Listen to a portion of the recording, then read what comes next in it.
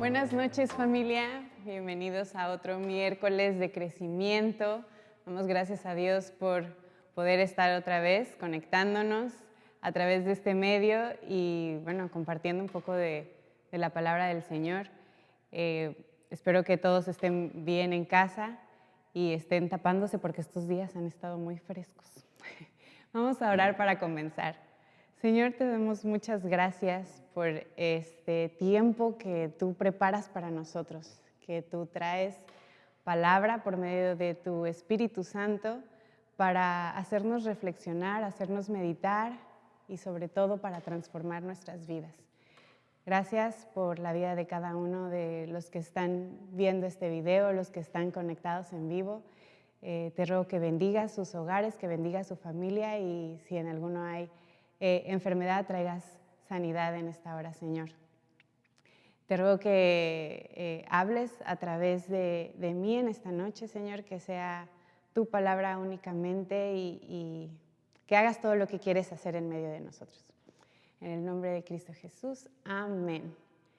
Bueno, pues en este mes, lo que va de este mes, hemos estado llevando el libro desde el mes pasado, el libro de Lucas en el tiempo con Dios.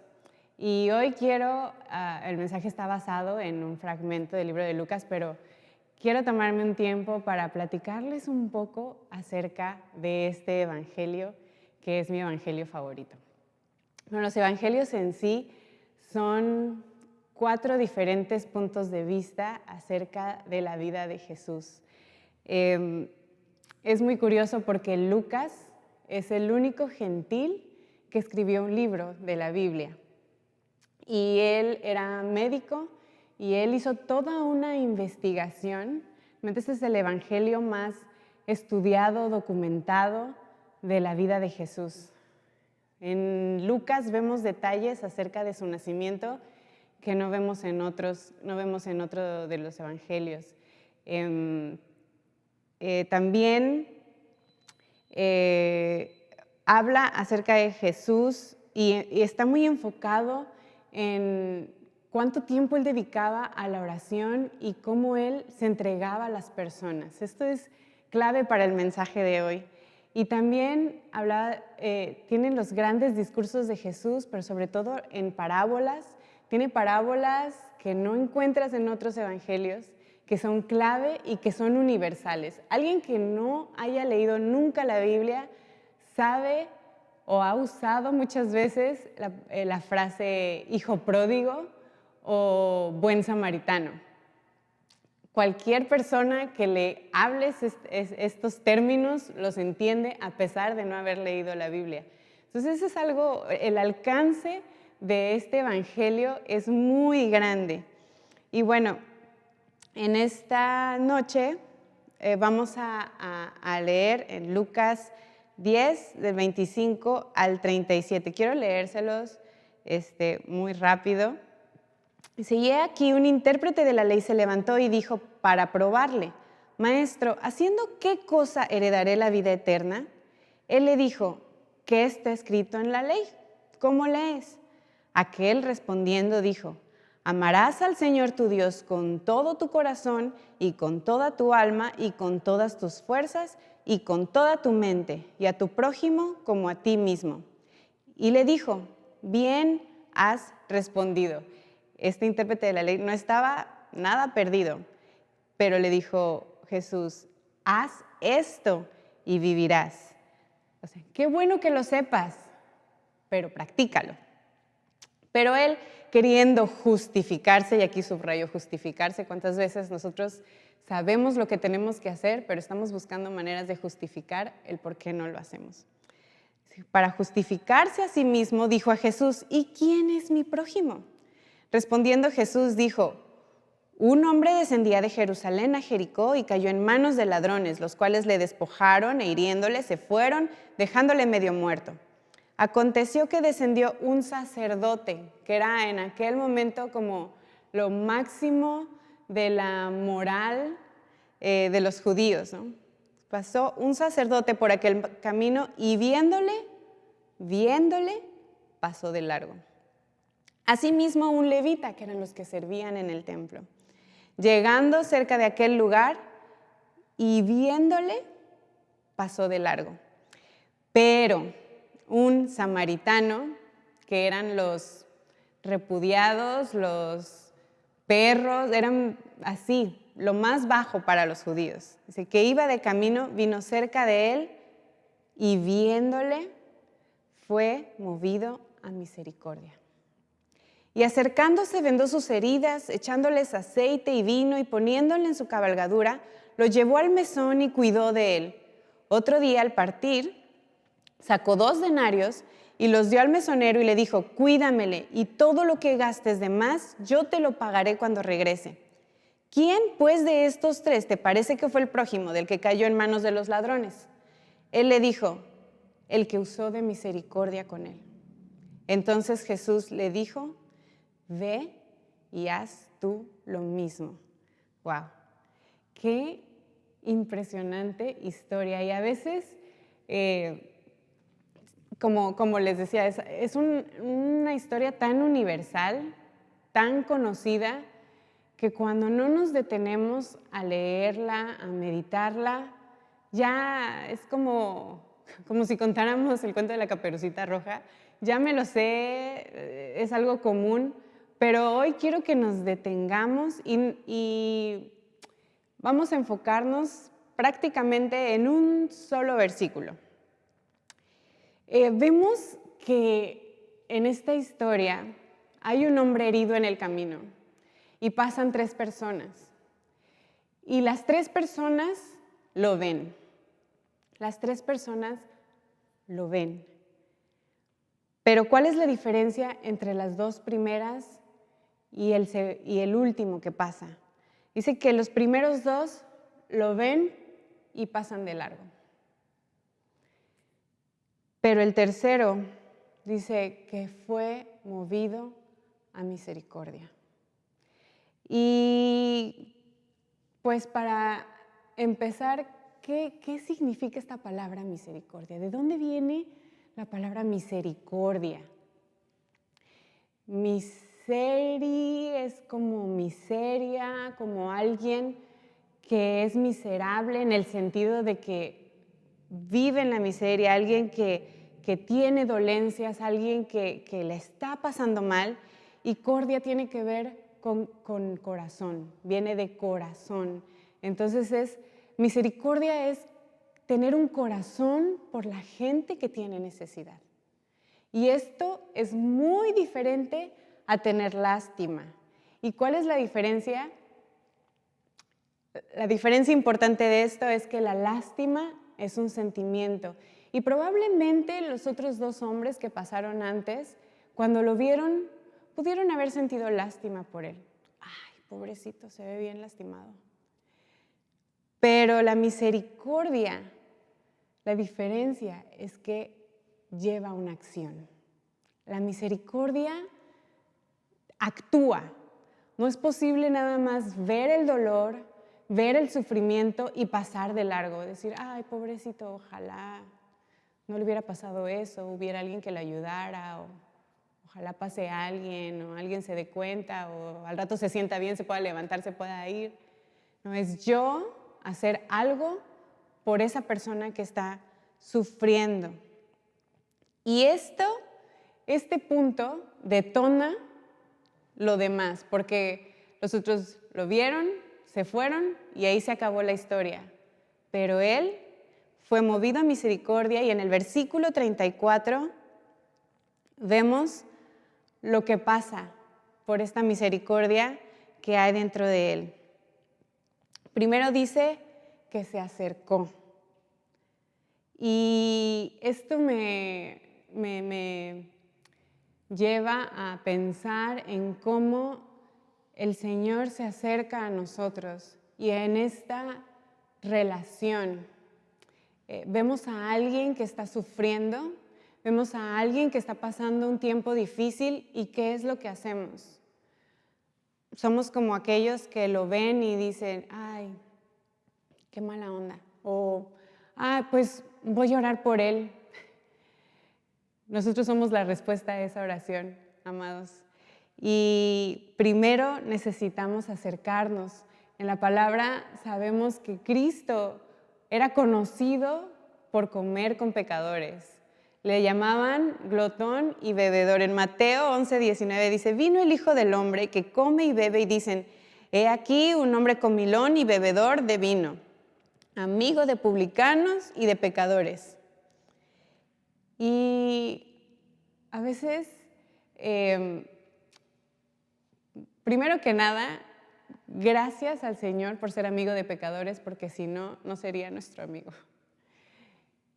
Primero, Él es el que nos muestra esta parte de acercamiento. Él no vino a querer transformar a la gente a través de su palabra. Él vino nada más su palabra, sino Él se acercó y tuvo una relación con las personas. Vemos muchas veces en los evangelios repetidamente a Cristo sentado a la mesa, y sentado a la mesa de publicanos, de la gente que era como los traidores del pueblo, porque eran los que cobraban los impuestos para Roma. Vemos a Cristo aún sentado a la mesa de los fariseos, que eran a los que más atacaban.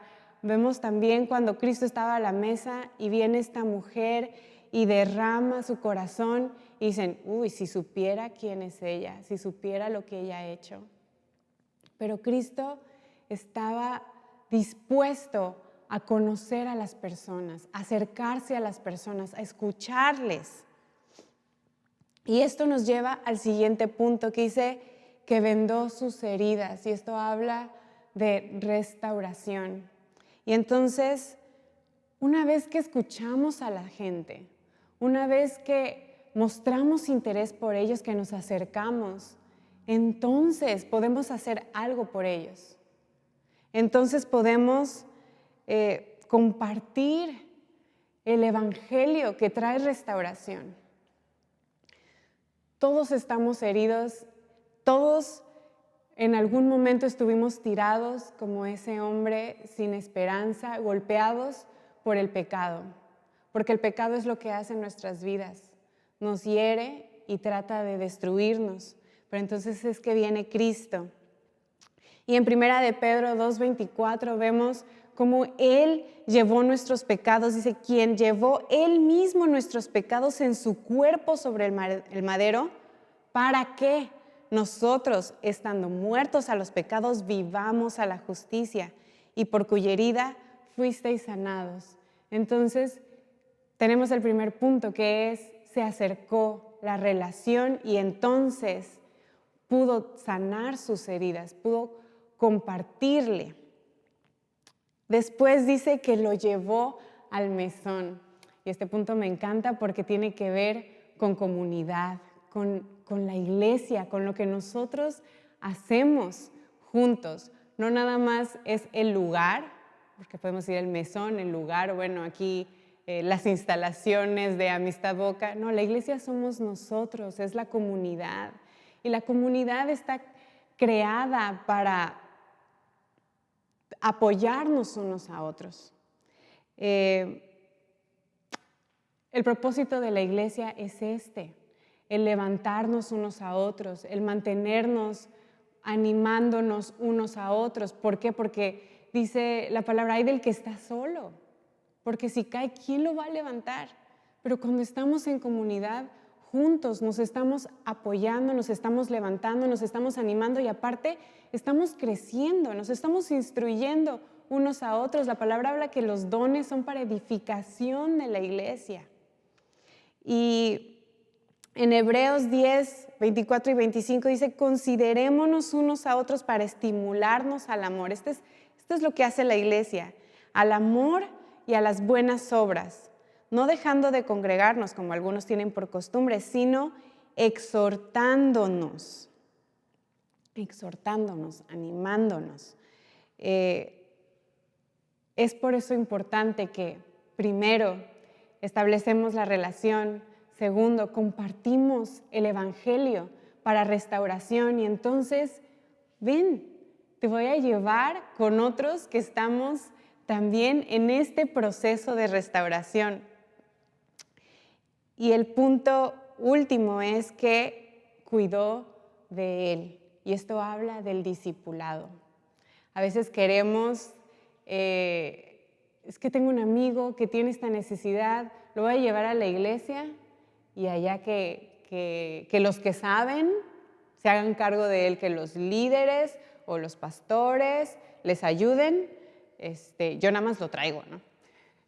Pero tenemos una responsabilidad que nos fue dada a todos y a cada uno de nosotros. Necesitamos dar de gracia lo que por gracia recibimos. Y el Señor dejó una gran comisión que no dijo vayan y evangelicen o vayan y tráiganle al mero mero o a la cabeza o vayan con el que tiene más estudios o más conocimiento y a él déjenselo, ¿no? Dice en Mateo 28, 19 y 20, id y haced discípulos. Cuando Cristo estuvo en esta tierra y juntó a sus discípulos, no fue nada más los llamo, ahora ustedes son discípulos, arréglenselas como puedan. Anduvo con ellos, caminó con ellos, les enseñó, fue ejemplo para ellos, les corrigió. Y esta es una labor difícil, es una labor complicada, porque necesitamos, implica tiempo, implica sacrificio, es dedicarse a otra persona, ver sus necesidades, estar dispuesto a la confrontación, que es algo que muchas veces le huimos, le damos la vuelta. Dice, haced discípulos a todas las naciones, bautizándolos en el nombre del Padre y del Hijo y del Espíritu Santo, enseñándoles. Y esta es la parte que a todos nos toca, enseñarles que guarden todas las cosas que os he mandado. Entonces, pues es que yo no tengo el conocimiento que otros tienen. No, pero tú tienes ya, el Señor ya hizo algo en ti. El Señor ya ha depositado su palabra y su espíritu en ti. Tú tienes lo que necesitas para compartirle a esa persona. Tú tienes lo que necesitas para guiarlo y llevarlo en un discipulado. Imagínense que el pastor estuviera a cargo de discipular a todas las personas que estamos. Jamás podría darse abasto porque no se puede sentar a la mesa con cada una de las personas que asisten a esta congregación. Y por eso es tan importante lo que hacemos en hogares y parece que siempre que podemos aprovechamos el comercial de los hogares, pero de verdad que es un proyecto tan importante dentro de la iglesia, el que unos nos hagamos cargo de otros, el que veamos por otros, el que instruyamos a otros, porque todos hemos sido llamados a esto. No podemos cargar a una sola persona con toda esta responsabilidad que Cristo nos dejó a nosotros. Ni siquiera es decir, pues es que el pastor nos ha delegado. Cristo en su palabra nos delegó esta responsabilidad de ver unos por otros. Y estamos viendo en esta historia cómo este hombre estaba casi muerto junto al camino y cuántas personas conocemos y tenemos alrededor que se encuentran así en sus dolencias, que han tenido experiencias difíciles, dolorosas, que aún a las personas que a veces no consideramos que tengan esa necesidad, que personas que rechazamos por sus actitudes, algo hay detrás de eso. Las personas heridas y con esas heridas abiertas hieren a otros, sangran sobre otros. Entonces, aprendamos a ver más allá, que podamos vivir esa misericordia. Porque cuando nosotros somos misericordiosos, nos parecemos a nuestro Padre. necesitamos abrir los ojos y no solo ver a la gente y sentir lástima por ellos. Ay, pobrecitos que está pasando por esto. Ay, qué difícil su situación. ¿Qué vas a hacer tú por esa persona que estás viendo que está en sufrimiento? ¿De qué manera vas a dejar de sentir lástima para ser una persona misericordiosa y compasiva? Y es que hay tanta necesidad y a veces puede abrumarnos la necesidad que vemos alrededor. Enfócate en una persona. Enfoquémonos en una sola persona. No querramos resolver la necesidad del mundo en una sola persona, pero hagamos algo. Pongamos acción, porque esto es lo que nos hace como Cristo. A mí nunca lo había visto de esta manera, porque esta parábola del buen samaritano surge a raíz de la pregunta de este intérprete de la ley. Y su pregunta era, ¿cómo heredaré la vida eterna? Y entonces lo primero que le dice, bueno, ¿y qué dice? O sea, ¿qué dice la palabra? Y entonces él dice, bueno, amarás al Señor tu Dios. Y me acuerdo mucho de que he leído este fragmento en otras partes, pero no lo tenía tan ubicado antes de esta parábola del buen samaritano. Y entonces, este es el gran mandamiento. Esta es la esencia de lo que nosotros necesitamos ser. La parábola del buen samaritano no es algo, una sugerencia o una historia linda que nos recuerda que es bueno ayudar a otros. No, esto debe ser nuestra esencia. Esto debe ser nuestra esencia, amar a Dios y amar al prójimo. Esto es el mayor mandamiento.